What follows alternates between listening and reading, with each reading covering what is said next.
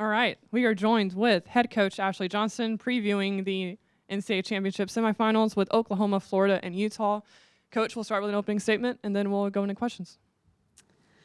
We're super excited for this week. It's been a marathon, not a sprint. I've been saying that week after week, and here we are in the final week with an opportunity to compete on the biggest stage against the toughest teams in the country. And so since August and even before that, we've been working to build our culture, to build our gymnastics, to build the people, to be ready to take on any challenge. And I'm really excited about where our team's at. We've had a really good week in the gym. A lot of great work happening, a lot of just athletes challenging athletes to find that edge, to really make the jump from good to great in any environment, in any situation that they might step into. So overall, we're prepared, we're ready, we're in a really good spot, and now it's about how we own that process, how we carry that mentality from the moment that we leave to go to Fort Worth tomorrow all the way through to the final night of competition. What do you think's the biggest improvement that you've seen this team make over this season? I think the biggest improvement from this team is not shying away from the hard moments. It's something that we've worked really hard on, and both individually and as a team, of when faced with adversity, it's all about how you respond and how you approach the next moment. And I think we've seen that time and time again. I think about the moment that Makari got injured, and I think about how the team really rallied and came together in that moment to overcome adversity, to prioritize the right things, how Makari handled herself and how she has poured into the team and been an incredible leader. I could go through example after example, but I think that's the biggest improvement is in the face of adversity. This team knows how to turn the page and focus on the right things and handle hard moments well. Kind of in a similar note, how do you feel like the experiences this team has gone through this season, whether it's been, starting out the year at a quad meet, what happened at regionals last week, have kind of prepared them for this moment, or even, I guess, past experience with so many upperclassmen on this team? Yeah, having seven seniors, 4 super seniors and 3 regular seniors, I guess we'll say, having that experience and that perspective is incredibly valuable because they've done this enough times to know when it's going well and to know when it's not going well. And so to have that type of leadership that can step in and speak to those moments and help our younger ones learn that quicker and not to have to go through as many of those challenging moments to recognize, oh, this is how I need to adjust my approach. So that senior leadership has been really incredible.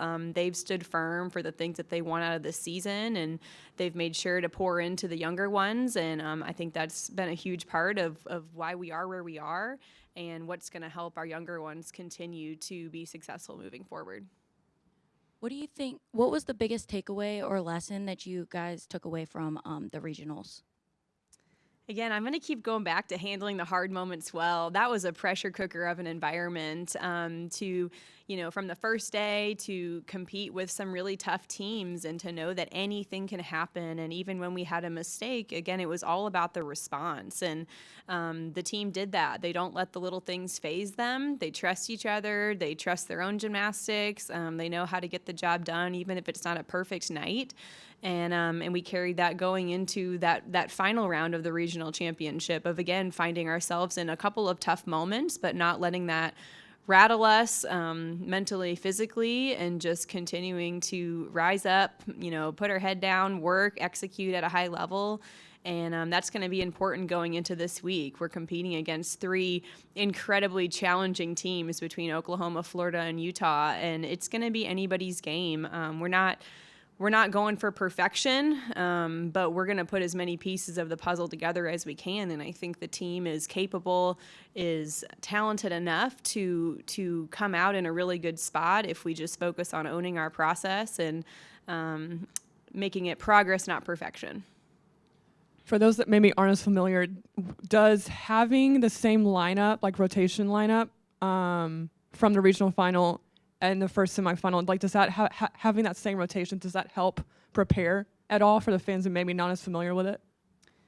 I think the team at this point is well versed and ready to handle any rotation order, whether it's an afternoon session, an evening session, a quad meet, a dual meet. I think the team has done this enough times now where they're ready for anything. I think really it's about understanding how to just focus on what we can do. I mean, we're going in a session against, I think collectively, I want to say our 4 teams have won about 24 national championships. You might have to check that number, but I think it's something like that. Whereas that other session has 0 national championships combined. And so we're really in a brutal session. It's a huge testament to how great all of these teams are, how great the landscape of college gymnastics is. But we've got to be on our game, and we've been preparing for that all week. Again, they've worked really hard. They know how to rise to challenges. They know how to own what they're doing. And so whatever the rotation is, whatever is going on, I think that's actually our strength right now is this team's learning to be unfazed by all of that noise. And I'm really excited for where they're at and what they're stepping into. At a meet like this, when you have more eyes on you, I mean, there's more eyes from the fans, but even like there being more judges, what are some of the technical focuses knowing that like you're going to be judged a little stricter in a meet like this? Yeah, it's great at a format like this. We've got 6 judges on each event, and so there's a variety of different, eyes, scores. That final score is going to look a little bit different. You're going to see 9.8333 or, just some different types of numbers. And so to prepare for that, we've been in the gym judging at different angles. Sometimes when you're sitting at a different place, watching on even bars, for example, it looks a little bit different. You can see some of the form or execution a little bit different from that angle. So we've technically been preparing for that, but ultimately I think it's a really positive thing to have 6 judges on each event. It usually provides a really consistent result across the board when you're able to drop high-low and really look at the middle ground of what that score is. You talked about, I think it was after the Auburn meet, but kind of critiquing or changing their mental preparation. How have you seen, or what did you guys change? And then how have you seen that help this team from there on? Mm-hmm. I think at that point, that was a really big turning moment. And we talked all about challenges. And I think for a while, they would talk about wanting that outcome or that win, but we're kind of shying away when we presented them challenges. And so there was some pretty deep conversations at that point, both from a staff standpoint and a collective athlete standpoint. I remember riding home on the bus from Auburn, where the team was having a meeting in the back of the bus and the coaches were having a meeting on the bus, and we were all kind of troubleshooting the same thing. And we sort of had a collective buy-in moment where it was we're gonna challenge you. Like, we're gonna create some pretty intimidating situations at times that you have a choice in. You're either going to step in and really try to learn how to conquer that moment, or you're going to take the cautious approach. And I think just having that really transparent conversation allowed the team to see that they were a decision away from being where they wanted to be. And they made that decision. And I think where they are right now is a huge testament to the work that they've put in and what they've done from a cultural standpoint to get that level of buy-in. So talk to me a little bit about the fans. There's a big turnout at SECs. Obviously, it helps being in New Orleans. Do you expect, the same type of fan attendance to be in Texas? There's a send-off tomorrow as well. So what has this fan base meant to the team all season long?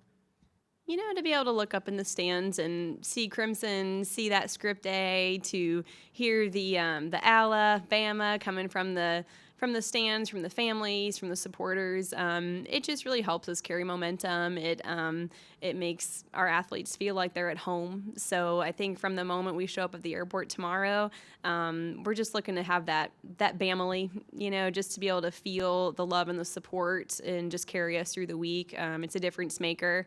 And we're thankful for it, and we're excited. Any closing comments you want to add? Roll Tide.